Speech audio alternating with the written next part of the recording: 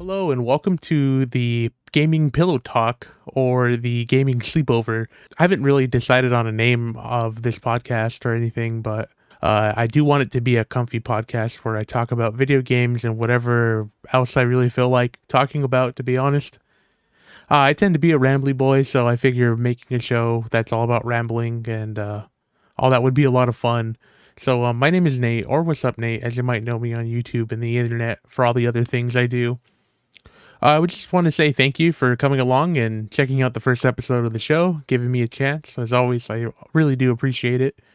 One thing before I forget, though, I'd love if anyone who's listening to this, whether on a podcast app eventually or on the YouTube version of this, please leave comments with your own responses to the show's questions, including the catch-up section where I kind of talk about what I've been playing, doing, or things I've, been figuring out. So I'd love to hear what other people are doing and figuring out themselves. If there's anything else you also do want me to talk about or read on the show, please leave a comment. I'd be happy to do that for you, and helps me out with planning out the show too. Today's episode is kind of more to get to know me a bit more. I'm going to be talking about why I love video games so much and why video games mean so much to me.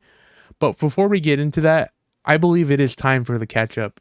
So the catch up is where I'm going to be talking about things I've played, watched, did, or any sort of cool things I do want to mention since the last time. Since this is the first episode of the show, I actually have quite a bit to talk about, since I haven't had the time to really, make a video and plan it out the way I would want to. So this has been really exciting for me because like I said, I'm very rambly. So before I even get into the catch up, I do want to invite all of you. Here's my gaming fuel for today, some voltage. You got to get in the gaming mood. You hear that? I hope that mic caught it. It's always good to stay hydrated, but today's my Friday. Today is Friday, and this will be coming out the following day, hopefully. Hopefully I don't have to edit that much out of it, but I do want to have a celebratory Mountain Dew voltage with this episode. Oh, man. It's so good. I love voltage so much. I didn't know I even liked it that much until recently. So let's go ahead and do the catch up. Here, sorry, I have to really think. So I might be cutting a lot of this out because it's me just filling up space. So, bear with me as I get to talking on the spot a bit more and getting more acquainted with my own thoughts, as I still haven't processed everything I'm thinking about because I think about a lot of things. So as you might know, from my update video from about 3 weeks ago, almost a month ago now, I did start a new job. So, the work has been piling on for me a bit, and I'm getting used to it because I hadn't worked a full-time gig in a really long time. And it's been cool, but the thing I do want to talk about with that is, do I have it with me? I might not, I don't have it. I'll have to pull up a video. I had it in my search results, so I'll just put a video of it right here, in the video version, but if you're not, I will tell you about it. I've been playing this thing called the Retroid Pocket 2 Plus, and it's been a godsend, to be honest. It's an Android emulation device. Oh, I'm not going to show this man. So it's a Android emulation device I ordered back in January, and I got it around the 20th of April, right around when I started working. And man, I never really did a lot of gaming at work. I always felt like it was counterintuitive, especially a Switch for me never really felt good. I always felt like full on console games are a bit too much to take and have all that, kind of money wise, just kind of sitting there like a $300 console just everywhere, where this thing cost me around $100 or so. And it can run most games up to PS1 or Dreamcast era, which is crazy, but there's been a recent update that allows GameCube games to be played at lower resolutions. Not all of them are good, but you can get a pretty good amount of mileage out of it. You can play I think Mario Strikers is playable. There's a lot of good stuff on there. But ever since I made that Ocarina of Time video on my YouTube channel, I've realized that there are so many other like classic and essential games I've never actually given a full chance to.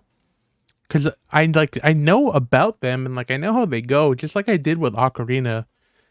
And I just find that to be really interesting because I know quite a bit about video games, but I kind of only really recently realized that like I was kind of selling myself short on video games as a whole. Like I was always just like, oh, I know all this stuff, but like, do I? Or am I just like regurgitating facts about things I know about from other people?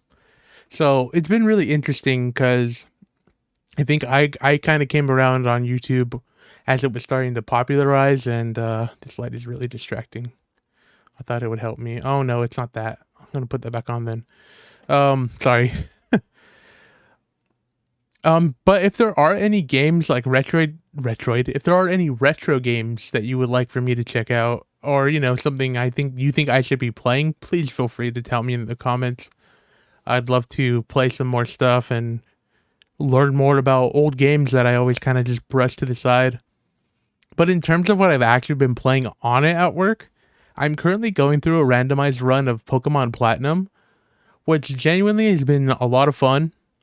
I highly suggest it, and playing with a speed up option. I think the drastic emulator I'm using plays it at like 5 times speed. So yeah, Gen 4 is pretty slow.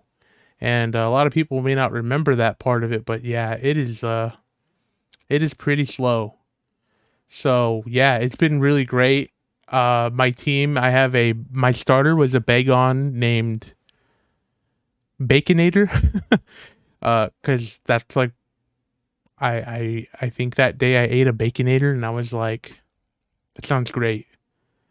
Yeah, it's been really cool though. I believe I just got my 4th gym badge. I have a Magnezone, I almost said Ghost Trick because that's what I named it. A Duskull. I have a Piloswine, which I want to get into a Mamoswine. I have a Slowking, and I have one more Pokemon I'm really forgetting, and I feel really bad. Oh, I have a Gloom. I've never used Gloom in a Pokemon game, I don't think. So I thought that would be interesting to play something like that, and I named the Gloom PU because they're based on the Rafflesia, like the smelly flower that is in like I think like mostly South America, or like like Central America, something like that, and I named it PU.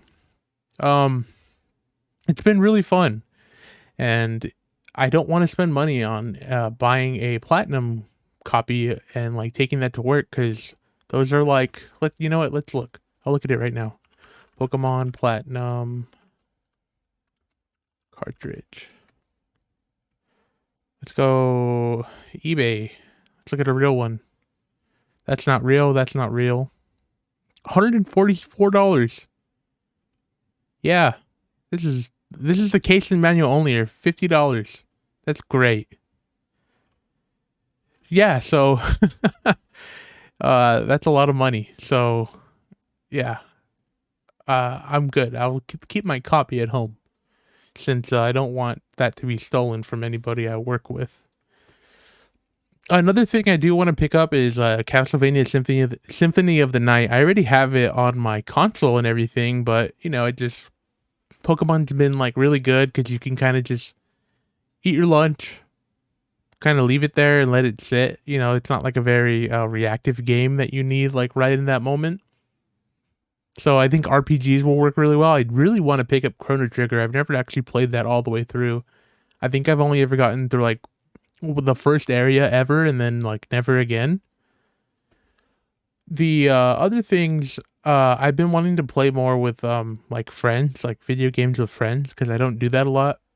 I have like a kind of a low social battery, and I seem to overwhelm myself a lot when I kind of try to do that. So if you're a friend of mine in some form, I am trying stuff, but I also will probably say no right now because I am working a lot of 10-hour days. Okay. Anyway, I'm trying to think of what else I could catch up on. I had all these things in my mind I was planning out yesterday, and like none of them seem to really be coming to me to remember because I'm on the spot now. Um, I didn't want to say a lot either, but I think that's my sentence filler, so I need to find a new sentence filler that doesn't sound like I don't know what I'm talking about. What else? I watched Kiki's Delivery Service with some of my friends. Shout out to Sasha and Emmy. You guys are awesome. And my girlfriend Aubrey, she like joined us last minute. But if you've never watched it, I think I've talked about it on one of the other podcasts I used to do. But I never realized until my friend Sasha pointed it out that that movie, it just kind of ends. I never really realized. I never like actually realized that. And I thought that was really funny. But I kind of the thing I love about that movie so much, Kiki's Delivery Service, is that it is mundane. Like it is a very mundane movie, and there are some moments in it that like really resonate to me a lot, and I think they resonate with a lot of people, and that's why those movies are so successful. I was telling my friends that that's the thing that I liked about. I think that why people get so emotional with Ghibli movies is that there are always like these motherly figures or like sisterly figures that impart advice into people to be like, don't forget who you really are. Like you're rad. Like don't ever forget that about yourself. Yeah, so I think that movie is really cool. We wanted to watch Spirited Away, but we ended up just watching like we watched Diners, Drive-Ins, and Dives, which has been like my bedtime show.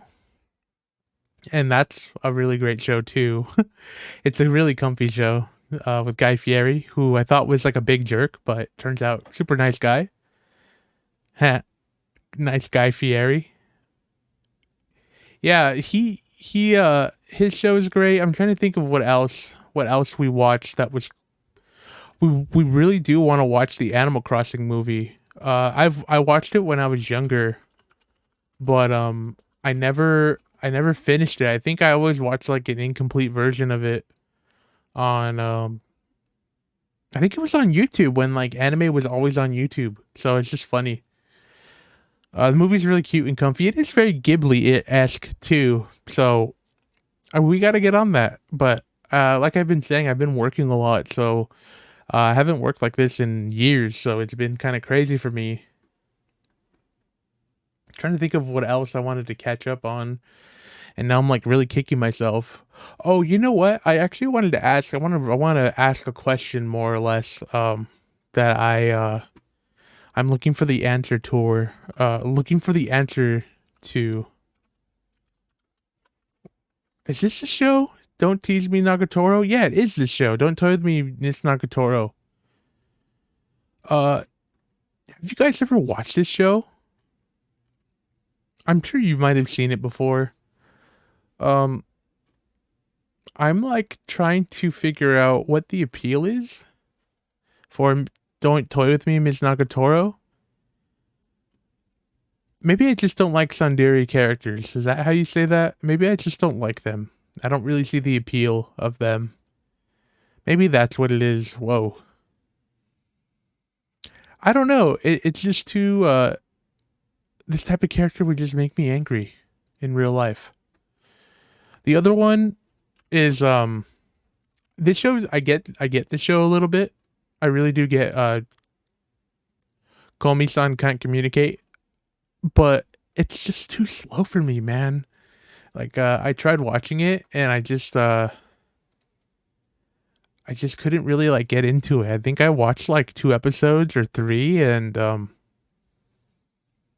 she's cute. Like look at like, in the video of this, like she's a cute girl and everything, but I don't know. I get it, but like man, I don't know. Someone's gonna need to have to tell me like what the appeal of it is for Komi-san, cuz I don't know if I see it. Ugh. What's the other one? Now I'm just talking about anime, so I hope you don't mind my little anime little rant stuff. Um I'm curious to know what people think about Attack on Titan. I won't spoil it or anything if you're still in the middle of watching that. I'd be curious to know what you think without spoiling it in the comments. Because that's just airing in the anime version. It is now time for my official voltage sip. Okay, I am recording this. I got scared. So I hope you're all having like a really comfy day or night, or wherever you're enjoying this at. Hope you enjoy that I'm literally just sitting here like ranting and crying about anime and talking about video games and just being overall a nerd. I've like I said, I've just been working a lot, so I haven't really thought about video games as much lately. So but I do want to like continue pushing my things I like and making stuff because I love the community. I love the comments I get on videos. The other thing I did want to mention now that I'm like almost 15 minutes into this is I do want to start doing the island tours again for Animal Crossing. So I'd be curious to know what you guys think of that, or if you have any recommendations. I will probably be recording those tomorrow while this is being put up. The other thing I wanted to ask as an audience was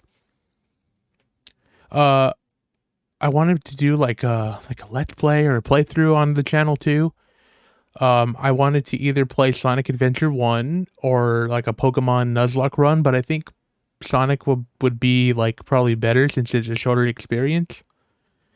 And do a weekly on that. Yeah, my brain has been all over the place. The other thing for the catch up that I do want to talk about are a couple things that are in the like news related. I haven't recorded anything to talk about this, but E3 is supposed to be in like a couple weeks, and it is canceled. Oh my god, I put 2021 like it was this year. Oh, there's leaks. Oh no, I don't want to see that. I'll just put on IGN's video, whatever. So yeah, there's an email that went out that was saying that E3 Digital is officially canceled as well. So I went to E3 in, let me see what year that was. I'm having trouble remembering right now. I almost said I'm having trouble remembering right now. That wouldn't have made any sense. So let's see. Let me go through my camera roll for my picture with Charles Martinet. Oh, and Gerard the Completionist. Yeah, June 2017. June 15th, 2017. That was 5 years ago. That is wild. So here's my picture with Gerard the Completionist. If you can see it in the video, of course. Here's my photo with Charles Martinet. God. It's not a very flattering photo, but I think it's wild to think that this is all being like canceled, and like who knows if there will be one ever again, just because of the landscape of video games. And it is very scary to think like that. But at the same time, like you have to, not you, but we as a group of people need to realize that physical events are kind of not really like a big thing anymore, especially with COVID kind of having people realize like maybe this isn't a good idea. Like this is a lot of money that we're saving by not buying out the convention center and each hall for like 4 or 5 days, and then having all these industry people like come over here and do all that. And I'm sure the industry people who work at IGN and Giant Bomb and all the other outlets are like, oh, thank God we don't have to travel and like move all this stuff within a week and then do all this reporting. We just have to do the reporting part. And a lot of times the companies already send out press releases that outline everything like the first day, so it's easier to handle. So, it's really sad because I mean, it's cool that I can be like, oh, I went to an E3, I'm so cool, man. But yeah, it's a bummer though to see like that is an end of an era in a lot of ways. The the other thing I have here for the news is something that's pretty funny, actually. I just heard about this last night, and is this real? Which one's real? Oh, there is no. The Winnie the Pooh Blood and Honey. So there's this scary ass like Winnie the Pooh movie that's supposed to come out. Oh, it's the image. Look at this. This is supposed to be a part of Winnie the Pooh. Because the registry for the like copyright of Winnie the Pooh is no longer owned by Disney. It's like a public domain now. A drastically different take of the versions of Winnie the Pooh, scary versions stalking a group of people. Here's some of the first. Oh my god, dude, that is. Yeah. You know what? Let's. I'm gonna just like go in here and like zoom in on it. Like, oh my god, look at this, bro. Look at. That's Piglet. I hate this. All right, let's go to the next picture. So it like shows like. I'm sorry. I'm like I have to get used to like having to narrate all this. I guess I should go back. So this photo shows this like two masked men that look kind of burly of a weird looking Pooh mask, like a yellow bear, and a scary like warthog looking mask over like a girl in a hot tub. And it doesn't look like she knows they're there. There is this image of two people, which I assume are the Winnie the Pooh and Piglet people without their masks on, and they're just like chilling in this really scary forest. This is the shot that everybody keeps talking about. It's just really creepy, like very like Five Nights at Freddy's-esque photo of Winnie the Pooh, like with this. The face like really throws me off. It's very uncanny valley. Is that who they are? Is that them? Just two people. I am sorry, I'm not good with actors. I just think this is really interesting and kind of cool, actually. Okay, this Piglet one is really creepy. Yeah. So there's that. I think I've exhausted this. Get out. There's like a thing written in blood that says "Get out." It's very original. I mean I don't know. I don't even know the actual origin of the like Winnie the Pooh. What the heck? What is this? Okay, I'm not zooming in on that. Yeah, so the copyright expired in 2021 with the rights to the characters not being held by Disney and being public. So since people are talking about it so much, it's just really interesting. Like they're really trying to push this video or this movie out as fast as they can. It's also making sure it's good is what they're saying in the interview. To quote the article, it says not too much is known about Winnie the Pooh, Blood and Honey, but Waterfield has said that both Pooh and Piglet will be the main villains of the film, and we'll see both characters going on a rampage after being abandoned by a college-aged Christopher Robin. Quote, Christopher Robin is pulled away from them and he's not giving them food. It's made Pooh and Piglet's life quite difficult, Waterfield said. That sounds hilarious. So, that's pretty great. That's all I really have about Winnie the Pooh, Blood and Honey. There's been a rule change on Twitch that I think is really funny. I'm going to a enemy article. Twitch changes username rules, bans references to hard drugs or sex. We have higher standards for usernames based on reducing harm across our services. The one thing I put here is the way I named this topic is Twitch sexual fluids rule change. Twitch usernames cannot include, pretty much glorification of violent tragedy, self-destructive behavior, references to alcohol, breaking the law, violence or threats. But the last line here, it says references to sexual acts, genital or sexual fluids. So you cannot talk about mayonnaise, or something along those lines. I just think the word sexual fluids is interesting. The other thing that I think they're really cracking down on are like the ASMR people who like get the microphone and kind of do the thing, with their mouth that is much like the restaurant BJ's. I think a lot of that is going to get cracked down on because when you I don't even think you should look it up. It'll ruin your algorithm, I'm sure, but they basically do the whole like, mouth wrapped around a microphone and making weird wet sounds with it. It's very interesting. That's all I'll really say about it. Good for them. The double standards are upsetting to me. So hopefully that changes soon. It doesn't just become another glaring issue that Twitch is like never taken care of because women are a part of it. And that's not to say women are the problem, but it runs rampant in a lot of that. Because if anything, like women streamers are great. Women doing things in the gaming world and having an audience and doing all that, I have no problem with that. I think women are fantastic. But it's just the exploitative, like, soft core type of situation and the implications being made. And, I get it. That type of stuff sells, but come on.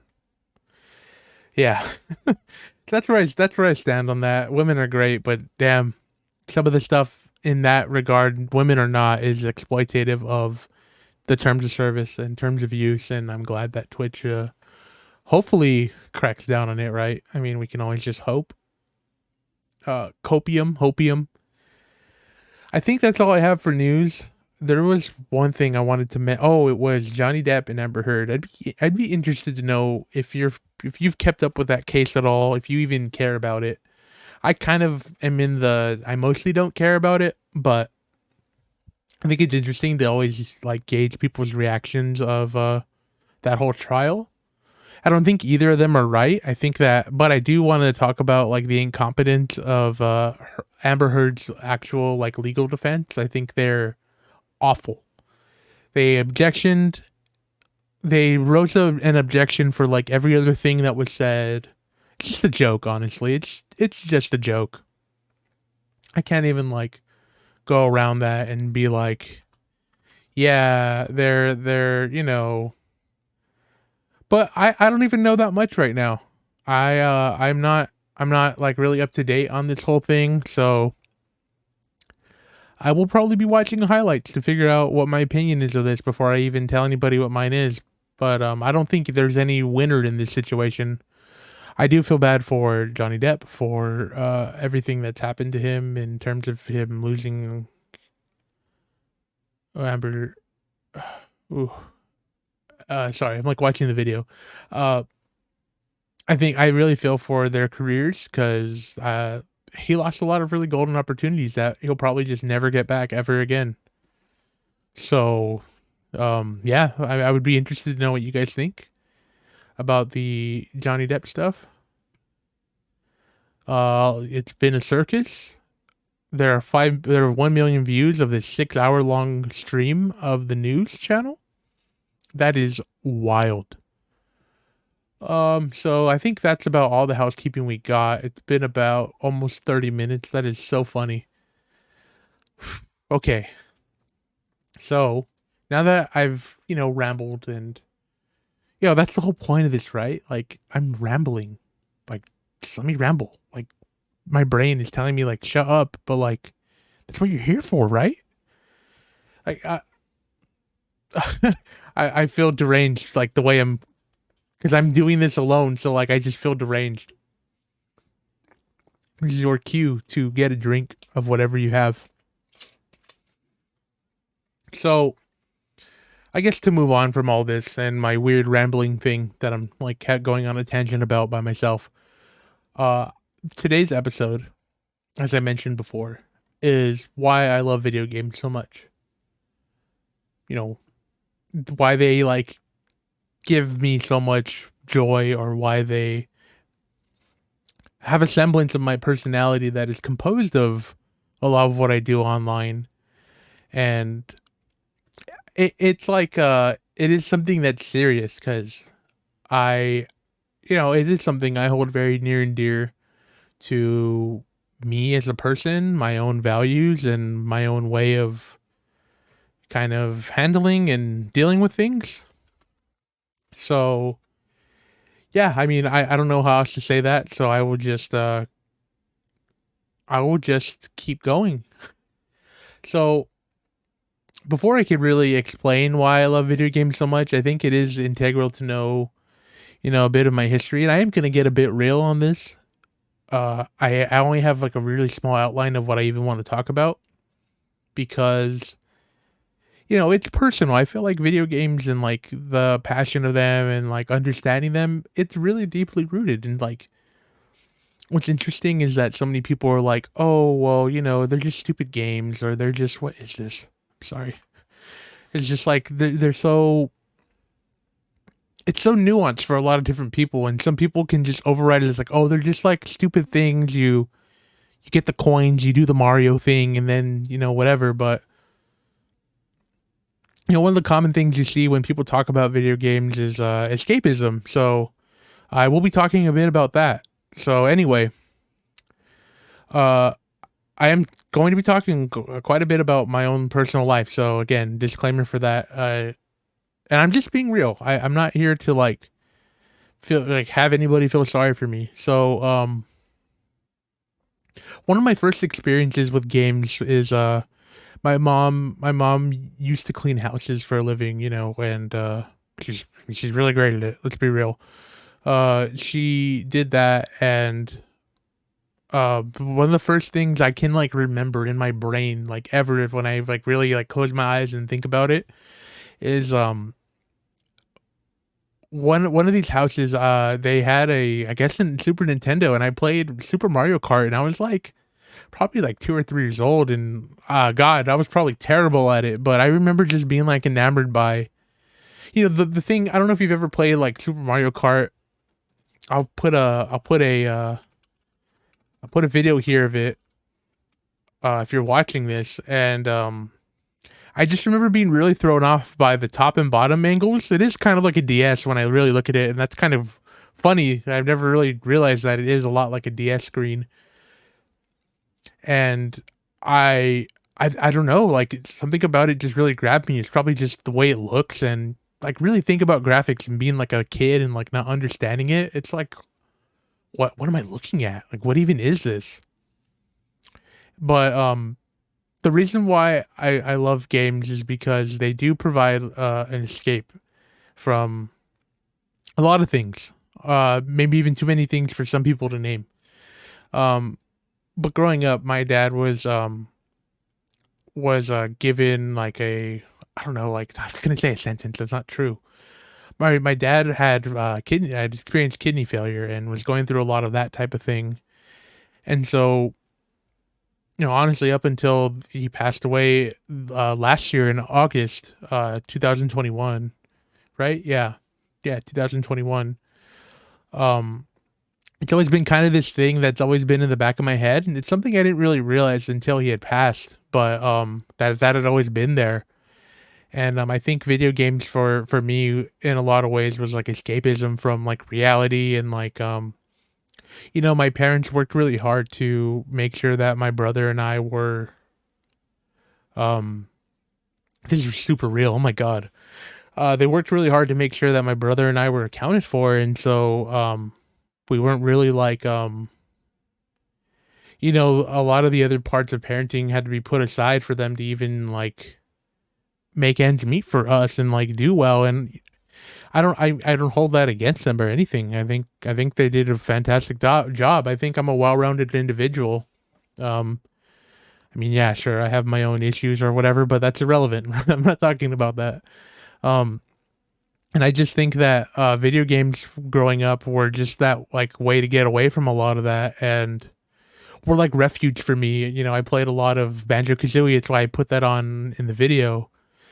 And yeah, there's just something about it that you can just like just turn something on and just like, and it's like almost typical for me to say a lot of this stuff and just get immersed, just lose yourself for a while. And there's something about that that's very like cathartic and fulfilling, because you get to go somewhere and not think about what's happening around you. And I've been like really I've been really fortunate to like have the video games I've grown up with and all that.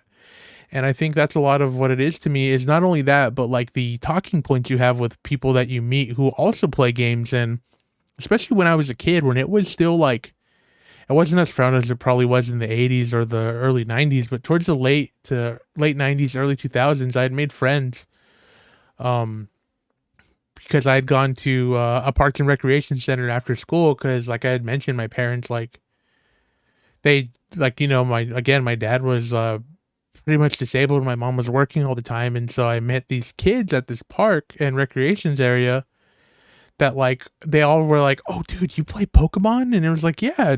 Like, I'd grown up like reading magazines on like tips and tricks, an old magazine publication that gives me a lot of nostalgia to this day. But they had I had always read about like, oh, you have to trade Pokemon and Animal Crossing's cool. Um and you can go to people's towns, and I just like never thought of it. I was just like, oh wow, that'd be cool if only I knew people who played video games. That would be awesome. And I was a really shy kid. As you can tell, like something I don't really mention on the channel, but I comment a lot about. If you look at my comments, is my speech impediment. And so I didn't have a really great ability to speak when I was younger, which has led me to be like incredibly shy about it and a lot of stuff. But it changed me when I kind of realized like no one really cares, and if people care like and point that out, like they're just being jerks. Like you don't really need to care. So I met these people who had played Pokemon at this park, and they, we were like, "Oh, dude, did you hear about like if you trade like a Onyx with a metal coat, it'll evolve?" And we're like, "What? Really?" I've always seen Steelix, but I didn't know other people got it. Like the internet wasn't as available as it is now, where you can just go, "Oh, how do I get every Pokemon in the game?" I mean, you could, but um, it just wasn't as accessible then. I think like high speed internet and those type of things started happening in like 2008 and 9, and I'm talking like Fire Red and Leaf Green had just come out, and I was always like, "Oh, I don't like those new Pokemon. I only know like some of Gen 2, like Meryl, and I don't know, like, just like a Gen 1 or type of mentality, right?" Well, let me tell you, at the time, Fire Red and Leaf Green were like the gateway drug into what Pokemon was as a series. So, um, yeah, so, oh my gosh, I'm like typing and thinking at the same time. And like I said, it's just a gateway drug into, learning about the universe and all this stuff. And one of my friends was like, "Oh, dude, Emerald's coming out. You got to play that. Like, you didn't play Ruby and Sapphire? Oh my God." Right. So just like this community of like this dude, two of my friends, Nick and another friend named Gabriel. I have like a lot of close friends named Gabriel, but he was someone I met at the park, and I still like, I could probably like call them up today and like probably have a full on conversation about anything really. They're like people I'll probably be friends with forever, like, or be good acquaintances. I don't even know if I could say friends. That's me speaking a little too strongly. But anyway, um just like that community of like, one of them had the guide, and so I had learned that a way to get the Reggies in Pokemon Emerald, Ruby, and Sapphire is you have to understand Braille, and you have to decode, which actually, no, that's in Fire Red and Leaf Green as well. And you have to decode a message in Braille that says, like, you have to use cut. So you have to stand in front of this wall and use cut. And I was stuck in this area for like so long. And I just remember them helping me, and we would trade and like all these things. And it's just like, that's like grown to like where I'm at now with like the internet, where I make videos or I stream, and have a community on Discord or whatever, right? And this renaissance of like, oh my God, people play video games. Oh my God, I could trade and like evolve my Haunter to a Gengar. That's crazy. Like, that was so unprecedented for me, and I'm sure people are having that moment right now with Discord and Twitch and all this stuff, because I'm talking to you right now, right? Like, isn't that wild? And yeah, so I think that's why finding that escape and making friends out of like video games and uh socially I would say I was a bit stunted because of my inability to talk. I had to go to like speech therapy and I was always just like like kind of like reserved in my own way. But when you get me talking, I look at me. It's been 40 minutes. I've been talking for like 40 minutes and I haven't really stopped. And it was just like really wild to see that and know that I was like I am capable of being social and having a good time. And yeah, like I know my social battery is pretty low. I can't deny that, but sometimes when I'm really like into it, I like won't stop because I'm just having so much fun. And so yeah, that's like all that rambling to really say that's why I love video games is just they're like a warm hug from I don't like I can't even say like a family member, but it's just like an embrace. And sometimes you really just need that. It's like junk food sometimes, like anything's good and bad in moderation or in excess. So, you know, as I got older, I had to like practice all that because I was addicted to like, video games for a while. But I just have like a lot of fond memories of games and just that community and reading stuff online. And I was on like Animal Crossing community when I was a kid, like like a preteen. Yeah, I would like, it was all like, they would like heavily moderate this like thing with a bunch of like kids in grade school. And, we would all like go into each other's like wild world towns and we would like talk on the keyboard chat.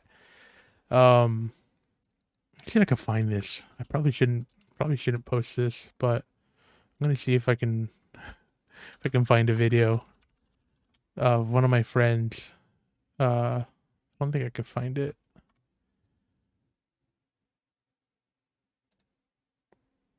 Oh, I found it. This is one of my friends.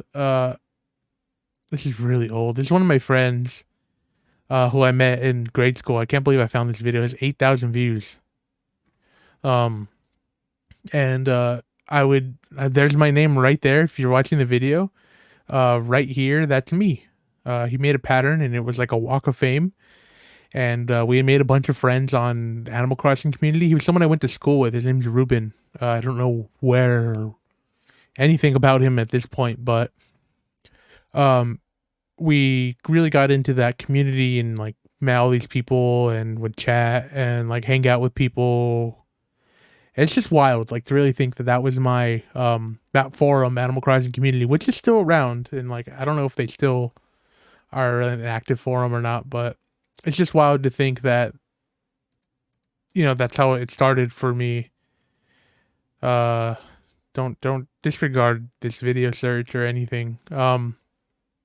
Yeah, so video games are pretty awesome. So I'd be interested to know your stories about like, what got you into games or cuz people have so many different stories about their experience of oh, my friend had me come over and like play this thing and it was cool or I thought video games were stupid and then one time I played this game and it changes your world. Something happens and it like sets off a chain reaction. So I'd be really interested to hear other people's thoughts on that because I think that's really fun. I like the experience. I like the again like the community thing. Like as reclusive as I am about is that the right word? I think reclusive is the right word.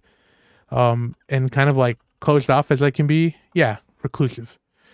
Uh, I do like hearing other people's thoughts because I think all that's very interesting and I think it's very fun to like talk about that stuff and be like relatable and I don't know. I don't know if I'm what I'm saying is even making sense.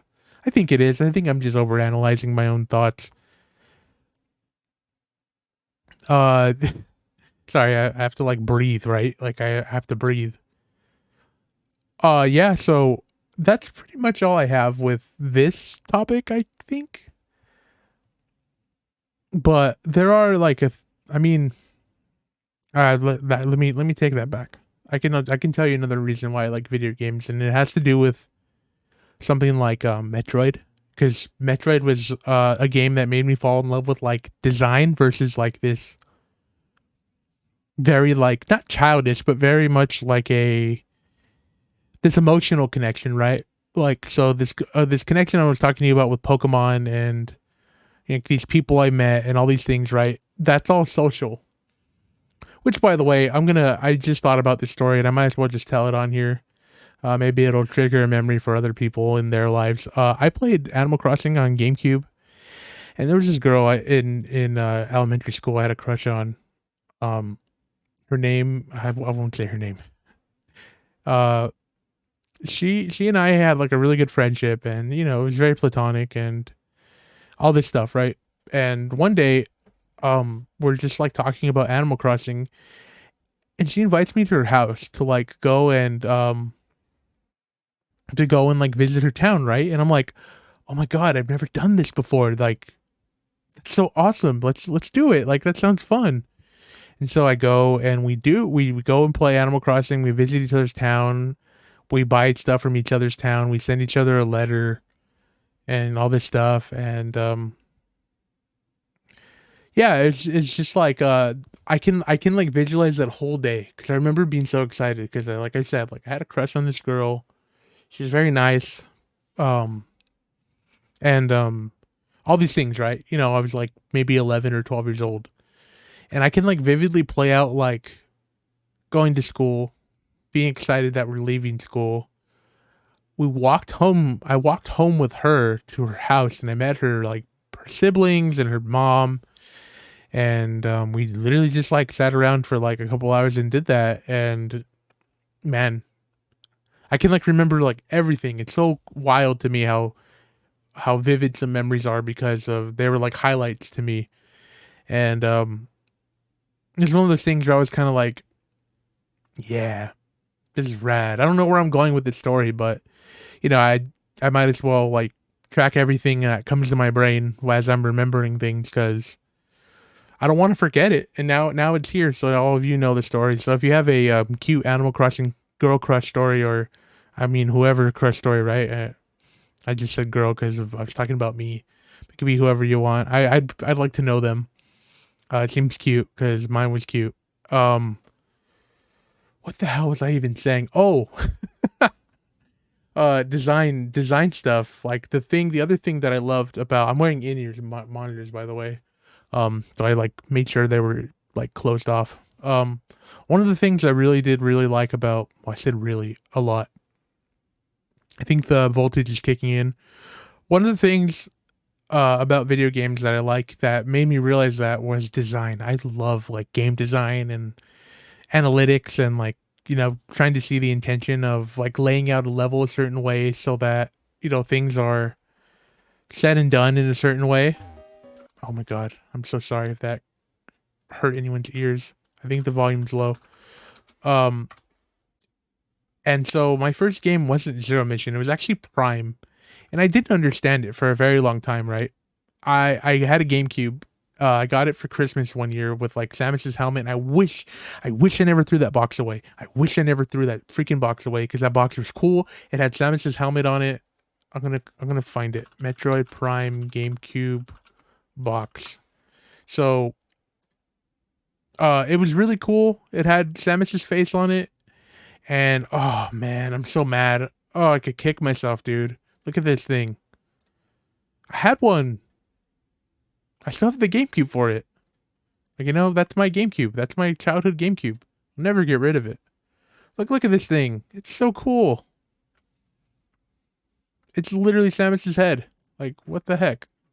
So anyway, I played this for the first time, and I guess my expectations for Metroid was first-person shooter because I was a dumb like 12-year-old kid, and I was like, this is boring, huh? Who plays this, right? And I don't know, Samus is really cool. I really like Samus in Smash Brothers, like playing as her.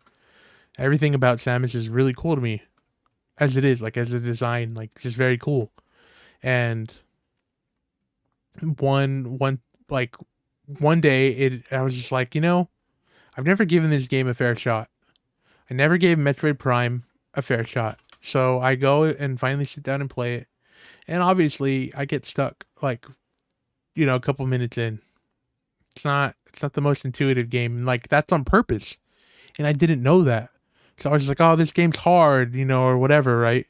And so I look at a guide. I go and look at a guide to figure out how to play this game and like where to go and what to do. And like all I did, all I simply did was follow the guide word for word and just like did all of it. And then I realized, like looking it up online, what people say about this game is that you're literally like lost in space. Like you're literally on a desolate planet, no one's there, and you have a mission because you're Samus is a bounty hunter, and you have to do this thing, and that's it. Like if whatever you're doing, it's no one's been there. You're, like I said, you're a bounty hunter. And so as soon as that clicked, halfway, maybe like a third of, maybe no, maybe where this is at in the video, like the first like area of Metroid Prime, this like it made my imagination like run wild. Where I was just like, oh, dude, Metroid's so cool. What a cool game! Like, my God, Samus is the best. She's just like going on these missions and doing all this cool stuff. And then like in Prime, there are things like this. If you're watching the video, where when you're near like toxic water or like hazardous areas, your helmet will be like warning, warning, like it'll beep. And I don't know. It just like made my sci-fi loving brain like kind of go wild. And it made me really appreciate a lot of things about Metroid Prime and Metroid as a series. And it made me play Super. And I really liked Super Metroid a lot. And I played Zero Mission, and they're just really great. And then that like really got me to play a lot of indie games that I would have never played, because it helped me see like if it's like, I think a popular opinion, or a strong opinion, is that if a game is indie, that means it sucks, and like indie games are bad, and AAA is where it's at because it's quality, and pretty common stuff about anything that's an indie versus a mass-produced like popular thing, like music too, is people tend to like dismiss it and kind of just crap on it for no reason. And for whatever reason, like Metroid Prime made me see the light of like really enjoying stuff like that, and so I got into like indie games. And a few that come to mind are like SteamWorld Dig 1 and 2, like really solid Metroidvania games. Guacamelee is a really fun one. I didn't talk about Curse to Golf. Should have talked about that in my catch up. But Curse to Golf is a great like roguelike. Got me into that genre of games with like Spelunky and what's another roguelike that I like? Dead Cells, like years later. There's just so many games like that I enjoy. Slay the Spire is really great. I think Slay the Spire ultimately got me to like want to pick up Yu-Gi-Oh, which is like really crazy to think about.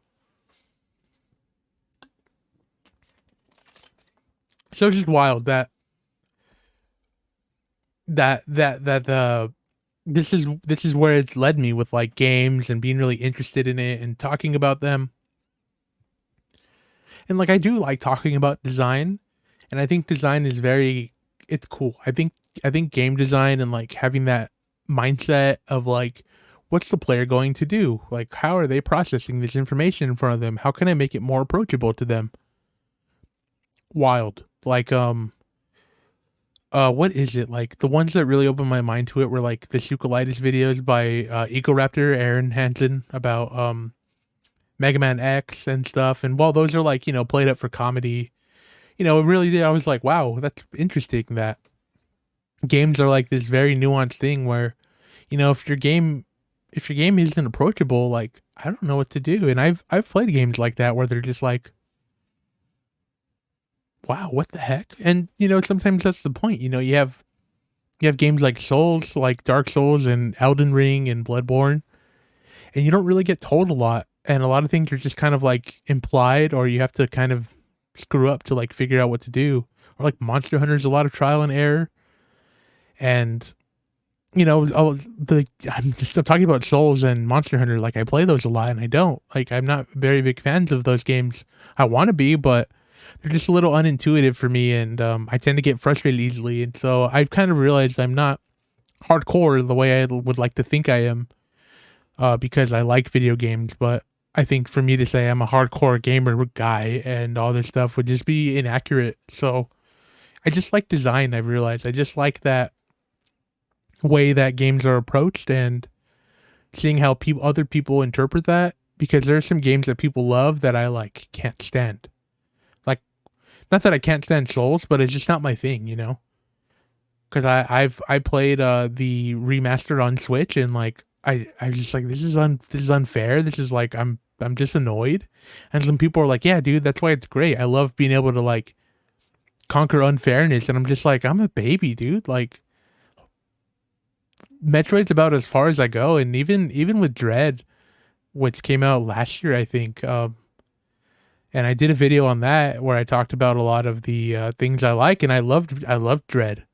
But the beginning, it's just like I wasn't in that mindset to be like, here's the puzzle, here's the next thing you do, because I found with um with Prime, when you play one Metroid game and you kind of like understand what things are and like what they mean, and like you I don't know, whoever's listening to this, I don't know what your experiences are with video games, but when you play a certain game, sometimes you kind of get into a flow when it comes to like solving puzzles or like figuring something out, where you almost like get into the developer's brain of like their intentions. So like when you figure out like maybe one or two puzzles, you're kind of like, hmm, so if X equals Y, which equals Z, then that means I can solve this other, like, I can find the solution to this thing with a similar equation, because that's just how they think. And so I tend to call that like, oh, you're getting into the developer's mind, or like you're figuring out their mindset. So I think when you get into that flow and like figure out where it's coming from, that's when video games get really fun. But a lot of times I feel like the biggest struggle with that is like initially even getting to the point where you're in that mindset too. Yeah, so that's the other thing I like about video games that isn't emotional, but like more like maybe a more composed, critical way of thinking about games and like analyzing them. Kind of like the way people analyze writing, versus like some people are just like, I don't care about the way it's written. I care that it like appeals to me emotionally and like makes me feel something.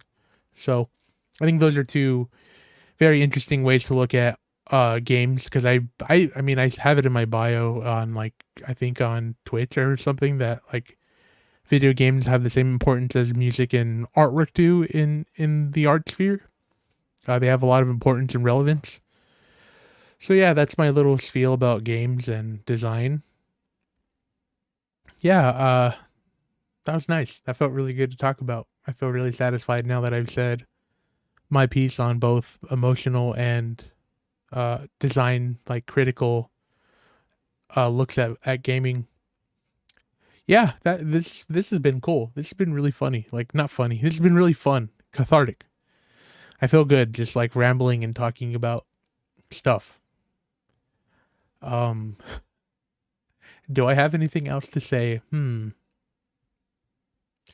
not really. I like really enjoyed this, and I again, I'm gonna need some input on a thought of a name for this thing, because I need it to be like somewhere right here or up here, something, because I need to like post this online on a RSS feed and get it on podcast stuff.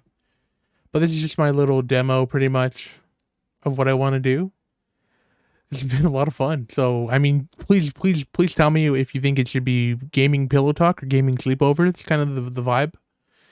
You know, it's a little rambly, it's a little chill. Not really. I don't want to say it's nothing serious, but I would also love to have guests on here.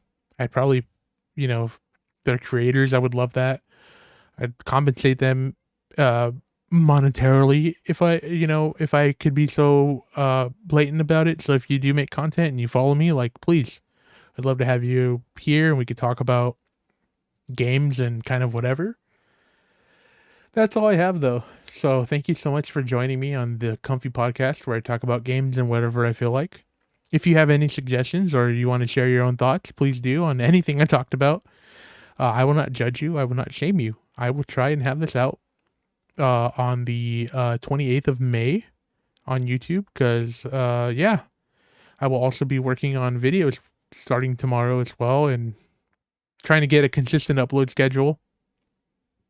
But that's all that really is going to be for me. Again, I'm Nate, or what's up, Nate? And thank you so much for listening.